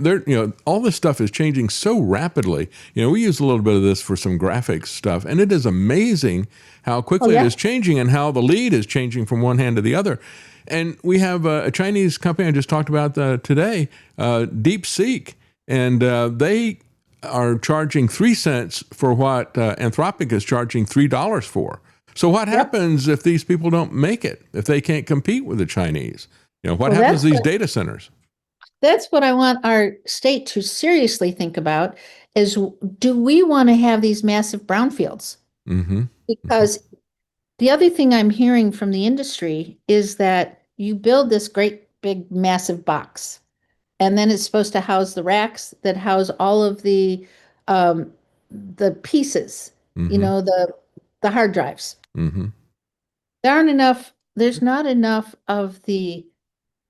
supply of the component parts for these data centers. Once they get this great big box built and we build the energy to supply it, they don't have enough component parts to build it. It's like trying to build something without enough screws to hold it together. It doesn't matter if you have all your pieces. If you can't put it together and use it, it doesn't matter. So we're going to end up, I think we need to talk to our citizens about, what does the future look like if we allow these to happen, and what is our plan B? Are we holding these companies responsible? Are we requiring a bond for decommissioning? What are we doing that protects us when this bubble bursts? Those are all excellent questions, and those are the things that people need to bring forward to their elected officials in terms of getting them to ask about it. First of all, what are you going to do? Tell us exactly what you're going to do in terms of, as you point out, water usage that Google doesn't want to talk about. If they don't want to do that, that ought to be a big red flag to people. And then, as you point out, the rapid pace of technology, these people have a slogan, move fast and break things. Well, they're going to move fast, and they're probably going to break your community in many different ways, whether you're talking about the roads or the landfill or the housing. And then you're going to wind up with these empty, rusting hulks or whatever that are left behind. And as you point out, everybody is moving so quickly and so rapidly because this really is a mania. It's a kind of a bubble. And even the way they finance this stuff, when you look at what NVIDIA is doing in terms of the circular financing, all of this stuff is a bit too clever by half. There's a lot of smoke and mirrors and all of this stuff, and that ought to be a big warning to everybody. You're talking about the fact that they can't get enough components. I mean, they're having to fight to get capacitors, something that is a very ordinary thing, and the price of capacitors are going sky high because all of these different companies are expanding so rapidly, and they're not going to be able to sustain this. That's why you have so many people on Wall Street. Ray Dalio was just the most recent one, saying this is an incredible bubble that we have created here. Whether you go back and you look at the internet bubble or many other bubbles, I say this is one of the biggest bubbles out there because everybody is manically piling into the same thing at the same time, and you can't have everybody win in that. That's right. That's the .com bubble is what, the internet bubble. Remember that? That's right. That's right. Businesses went from, we had clients that were $1 million a year client dropped to $700 a year just because they had all their money in other things. And so there's a ripple effect of that bubble, not just the data center industry, but on all of the surrounding industries who ramped up to serve them. Yes. And that is going to leave a lot of carcasses laying on the ground. That's right. Because even if we have a bond that says if you can't start, that you have provided the resources for us to go back to square one. That's only that company and that land and that resource. All of the surrounding support mechanisms will just collapse. Yeah, it is very worrying, not only because of the immediate effect for the people that are right around this, but the extended effect for how they're going to use this. I don't really have a problem with somebody that's storing their data and using it for their own purposes as long as they don't impinge on the surrounding people. But as you point out, the scale of this makes it an entirely different thing. And the uses that they want for this, when you look at what the government wants, why the federal government is pushing this, we all know where this leads. And it's really not that difficult to understand why they want to put in a massive surveillance network to track everything that everybody's doing. If we go back and think about this, what if they'd had this in place when they did the lockdowns in 2020? That's something to be concerned about. They tried. Yeah. They tried because in certain areas, if you gathered too many people, they had the cameras that could watch, somebody's Ring camera showed that there were 20 people gathering across the street and they could call the cops on you. So we talk about cameras. So AI and flock cameras. So we tried very hard. We had a bill in 26 in our session to restrict flock cameras. And you know who pushed back? Who? The police departments, the sheriffs. They wanted it. And, of course, we're a state that back the blue, and that's, we support our first responders and all that. But now I'm hearing of all the abuse in there. That's right. And when we tried to put restrictions on what they could do with the data, how long they could save it and all that, we got such tremendous pushback from our allies in the police departments. And they say, well, we can use this, to solve crimes. Well, I'm sorry, there is, when you have freedom, there's certain risks. If you want to have put everybody in a little styrofoam box and they'll be safe. But is that what we, That's not the purpose of the American government. If you read the Declaration of Independence, the government is there to protect our life and our liberty, but it is not that we make things easy for them. As a matter of fact, the founders understood that you need to have a lot of obstacles to keep power from being abused. Who watches the watchers? Who polices the police if they abuse this stuff? And we have had one episode after the other of police, and many times it's the sheriff or the police chief who are using this to track their ex-wives or girlfriends, or maybe it's somebody that they just met and they start stalking them. We had one of those as well. Well, it's unfortunate that we're going to have bad actors in any segment of society. That's right. But we need to protect us from those bad actors in ways that protect our freedoms. That's why, and I'm strongly in favor of all of our Second Amendment rights. And we have some people that abuse that. That doesn't mean that the rest of us should you lose our rights because of the abusers. Mm-hmm. And it's the same with the flock cameras. Somebody wants to have, we got pushback from industry saying we want this for our parking lot. You know, we want to see if somebody's doing sabotage to our vehicles. Fine, put it on your parking lot and not out on the street. It's when they network it together that it becomes dangerous. And that's the way that they've rolled this thing out. Rather than it coming from one particular place, what they're doing is selling this to private individuals one at a time and then connecting it into a network. That's when it becomes dangerous. They're not coming in from the top down, well, we're going to put out a surveillance network for everybody. They're building it very surreptitiously, one private connection at a time. And that's what makes it so dangerous and hard to stop this thing. But of course, when we look at the law enforcement angle, if we look at Atlanta, they have 5,000 of these there because that's where the headquarters of Flock is. And if you look at the FBI statistics, the crime has gotten worse or stayed the same. As a matter of fact, it had no effect whatsoever on vehicle issues. So you would think if we got stolen cars or we got some kind of kidnapping event or something like that, you would think that that would be where it would be its primary use, and it would be obviously a big win there. But it didn't even do that. And so that is really a non-issue. They make that argument, but just because they got a shiny new tool doesn't mean that the police are going to get better at what they do. If we look at what AI does for the rest of us, in many cases, what AI does is it makes us worse at our job rather than better at our job. And I think the same thing is going to happen with law enforcement. Well, it's interesting. I just got an email yesterday from a very woke university student who has been writing to me since I've been in office for 4 years. And this individual has written to me about a variety of issues that are on the way left spectrum of what we deal with.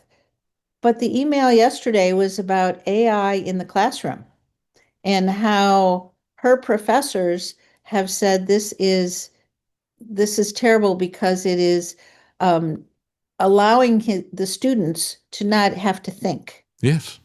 And that it was detrimental to the college and to this particular program. And I wrote back to her and I said, we found something we absolutely agree on. You know? Yeah, we're seeing that over and over again. I saw an article, I covered it on the show here. It was some of the Ivy League schools, and they were bragging about the fact that, hey, look, we have the state-of-the-art tools, and we've got the best AI programs that are out there. And yet if the kids use them, they get penalized. Because they're not thinking and because they're not actually creating something, they're using this crutch. So they put them in this really kind of a strange no man's land where it's like, you got this great tool here, but don't use it, And that's what we're doing to law enforcement as well. We got this great tool, but don't abuse it. Okay, it's like a nuclear weapon, but, don't push that button. Yeah. So if you have any ideas, I am more than willing to run a bill that helps restrict. And I'm not a techie. I am a research chemist. I look at details, so I dig down in a little deeper maybe than most, but I am not a techie. I don't know a lot about the nuts and bolts of computers and AI and all that because my lab work was all hands-on. Let's mix this with that and figure out what it does. AI can't do that. AI cannot discern the various outcomes on physical chemistry and physical biology. They think they can, but they can't. And so if anybody has ideas out there about how we could best write legislation that does not infringe on our freedom of speech and yet protects us from abuse, I'd be more than happy to run it.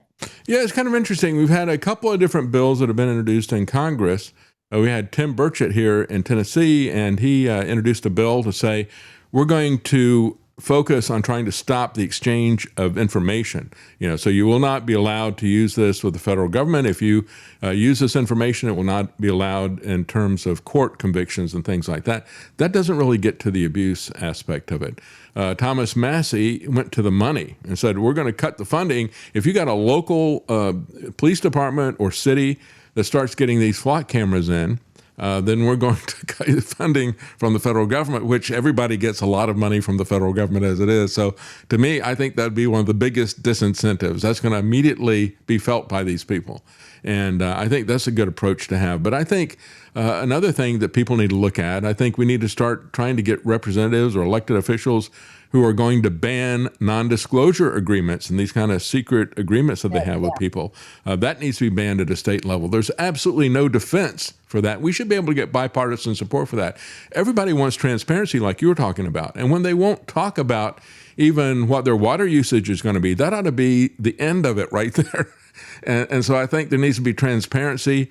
And the first place that would stop is stop making these NDA agreements illegal, that type of thing. But there's a few things like that really need to be done. And I think some of those could be done as a statewide ban. Some of those, you look at it, it's like, what is the prerogative of the local government? And of course, there's different states that have different ways that they cut where that line of authority is between state and local government. So that would kind of depend on your state when we're looking at that. But some of those things. And of course, we want to know whenever you've got some ideas as well, and we'll pass that on to everybody. But the key thing, I think, is the fact that people need to understand that this is not about, as you pointed out, the data centers are not what we've traditionally had as data centers, where people are just having a separate offline storage facility. So in case their business burns down, they've got the data somewhere else. It's not that at all. It is quantitatively and qualitatively different, completely different animal. And this is also not about filming somebody in public. That is also a canard. This is not about taking somebody's picture in public.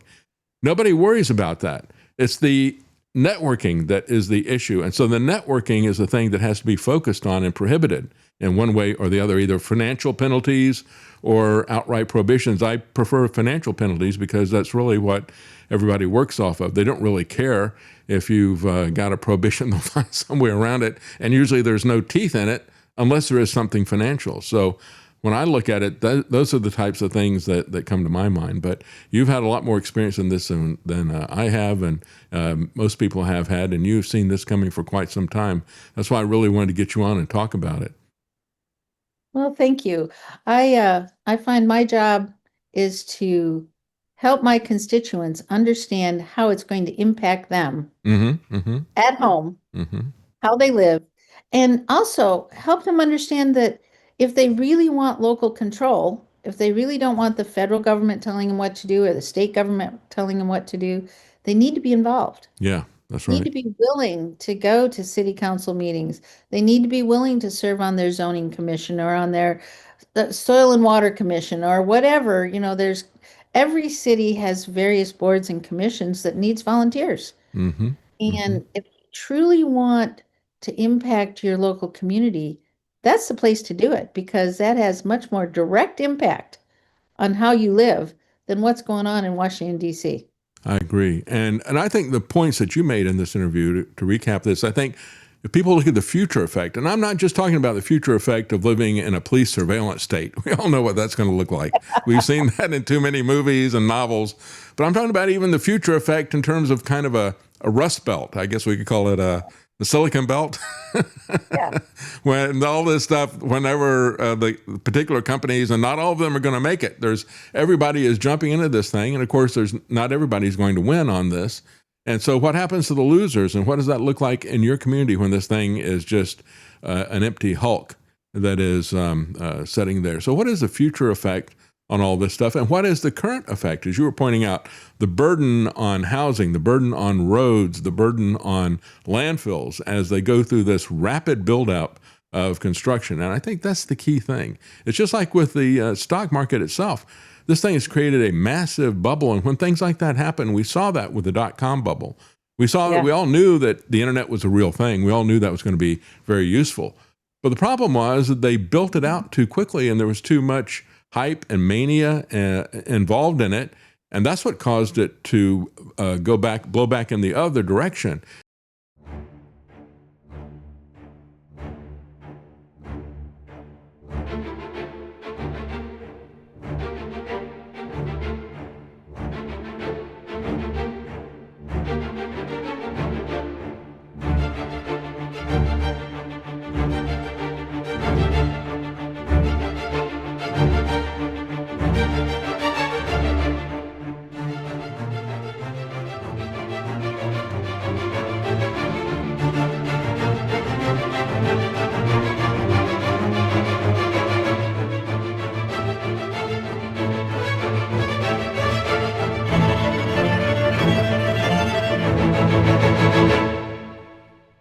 You're listening to The David Knight Show. And this thing is set up to be a doppelganger for that. And the magnitude of what this could be when it goes is really terrible. And it could pull down our entire economy globally as well. Well, and the thing that is terrifying to me is that if one of these data centers, these hyper centers, these AI centers, they need to gear up for the energy to run the center. And if it collapses, now you have this massive energy structure that the ratepayers are going to end up paying for. That's right. If the company goes down, and you have this massive facility, and you don't reclaim that. You don't, once you have destroyed, and I live in an area that has pristine farm ground. It's where we grow most of the corn, soybeans. You know, we could grow anything in our fertile soils. Once these thousands and thousands of acres are destroyed for these data centers and their support, you know, the energy support, you don't get that back. Yeah, that's right. That never goes back into production for agriculture. That's right. And we've seen that with the solar panels, and we've seen it with the windmills. I mean, the windmills are not biodegradable. They create a tremendous landfill issue. And you look at the farmland that is consumed with these massive solar farms, and that is also the same type of issue. People need to think about the bigger picture here. And the bigger picture is definitely the surveillance state. I call them surveillance centers. But it's also the long-term effects that you've given us some things to think about and to talk about. Really do appreciate that. Those are things that I had not thought about in the past. The burden on the roads and landfill and the housing and, you know, the surge, the bubble that comes into your community and then goes away the next day. You know, it's like a gold rush or something. And it is a gold rush for the Silicon Valley people, but we're the ones who get left behind with all the tailings. Well, and you know, and it drives up the cost. The local cost for the people that live here. That's right. It drives up the cost of everything because supply and demand. That's how our economy works. But you have somebody who's lived here and intends to continue living here, and you have this bubble of cost, and it's rare that the prices go back down. That's right. That's right. You know, and we'll end up with, like you said, the gold rush. I just think of as a kid when we toured all those ghost towns that were the gold rush, that were where people made their fortunes and they extracted everything from the area and then left. And that's what I see, these people extracting things from the area and then leaving. I agree. And that's one of the key things that really needs to be talked about as well. Thank you so much for pointing that out, and thank you for fighting this fight, because this is everybody's fight. As I've said before, you know, we look at the what is happening in the immediate area, the people who are suffering with the higher electricity prices and the water shortages and the noise and all the rest of that stuff, that affects them immediately.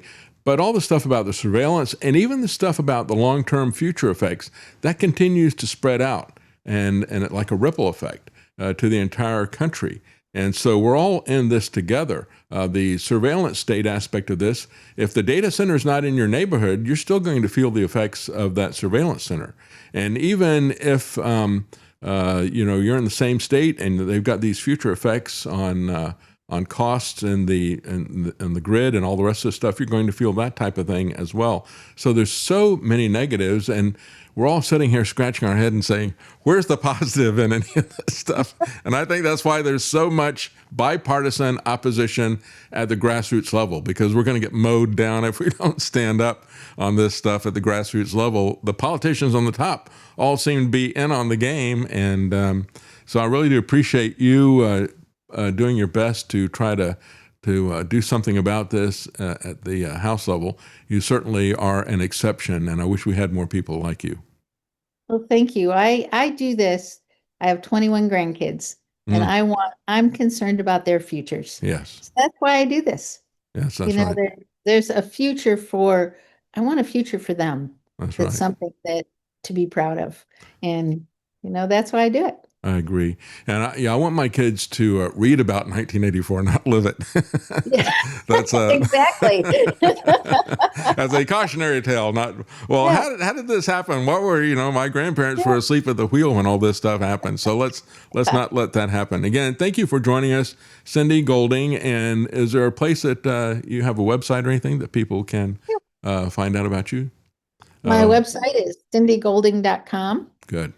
We've got that under your name there. Yes. Yep. And it's very simple. And I am running for re-election, as every House member is, every 2 years we run for re-election. And when re-elected, I intend to fight this battle as hard as I can fight. Good for you. And I certainly hope that you are reelected. I hope they don't come in with some massive amount of out-of-state money. I've seen that happen here in Tennessee with someone that I knew very closely. So thank you so much for doing that. And I hope you stay there, and we'll keep an eye on what's going on. And if you come up with some new tactic or you've got some victory that you found out about, please let us know. We'll be happy to pass that on and share your successes as you fight this. Thank you so much. Thank you, and have a great day. Thank you.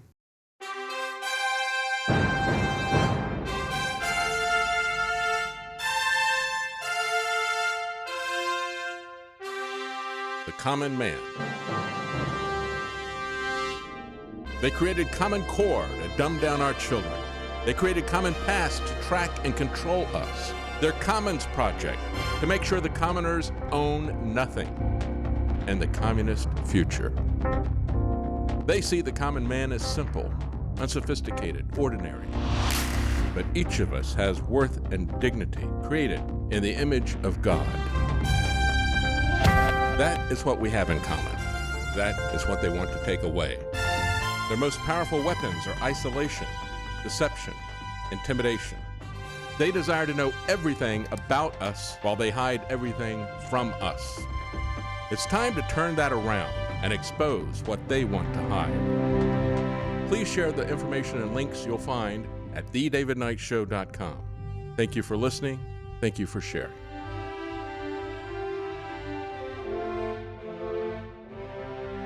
If you can't support us financially, please keep us in your prayers.